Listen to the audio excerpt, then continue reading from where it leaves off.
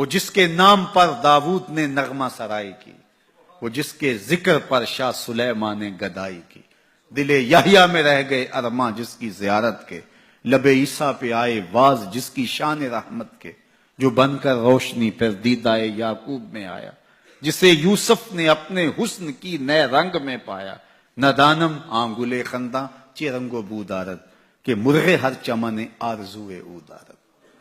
ہر ایک یہی آرزو رکھ رہا ہے، ہر ایک کی تمنا یہی ہے کہ بس وہ آنے والے ہیں، نبی انتظار میں کھڑے ہیں۔ یار ہمیں تو کوئی انتظار نہیں کرنا پڑا، سوئے تھے مقدر جاگ اٹھا۔ ذرا ماضی کے لوگوں کی کہانیاں دیکھو، منتظر بیٹھے ہیں، منتظر بیٹھے ہیں۔ حضرت خلیل اللہ کے گھر کی تعمیر کرنے کے بعد ہاتھ پھیلا لیتے، ربنا وابعث فیہم رسولا، اللہ تیرے گھر کی تعمیر کی، دعا مانگتا اب اس رسول کو بھیج بھی دے۔ انتظار کر کر کے آنکھیں بوڑھی ہو گئی ہیں، کب وہ آئے گا۔ حضرت عیسیٰ نے کہا مبشرم برسول یاتی من بعد اسمہ احمد، لوگوں میں نام بھی بتا دیتا ہوں، میرے بعد اب وہی آئے گا، سن لو، اس کا نام احمد ہوگا۔ اس کا نام کیا ہوگا؟ احمد صلی اللہ علیہ وسلم، صلی اللہ، اس کا نام احمد ہوگا۔ یہ اپنے حواریوں کو بتا رہے ہیں، 12 حواری بیٹھے ہیں جن کے خاص لوگ ہیں۔ ایک حواری نے کہا حضرت جس کے آپ بھی قصیدے پڑھ رہے ہیں کیا وہ آپ سے بھی افضل ہوگا؟ حیرت تو ہوئی نا کہ میرا نبی جس کے قصیدے پڑھے تو وہ تو پھر کوئی افضل ہی ہوگا۔ ہر مرید سوچتا ہے میرے پیر سے افضل کوئی نہیں، ہر شاگرد سوچتا ہے میرے استاد سے افضل کوئی نہیں، ہر بیٹا کہتا ہے میرے باپ جیسا کوئی نہیں، ہر جو ہے وہ کارکن کہتا ہے میرے لیڈر جیسا کوئی نہیں، اور ہر امتی کہتا ہے میرا نبی تو پھر میرا نبی ہے۔ وہ تو بدبخت ہے جو نبی بھی مانتا ہے اور عیب بھی نکالتا ہے۔ محبوباں تے نکتہ چینی جڑا کرن تو باز نہیں آوندا، اصل منافق جانیے اس نو او جھوٹے پیار جتاوندا۔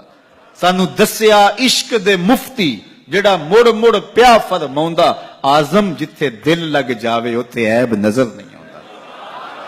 عیب ہو بھی تو نظر، عیب ہو بھی تو نظر، اور جہاں ہو ہی نہ۔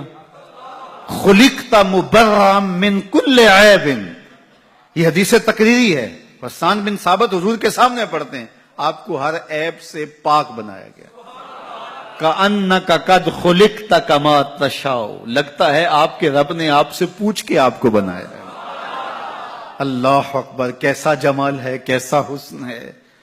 تو ہر مقتدی کا خیال ہے کہ میرا امام اعلیٰ، ہر شاگرد کہتا ہے میرا استاد اعلیٰ، ہر امتی سوچتا ہے میرا نبی تو پھر میرا نبی۔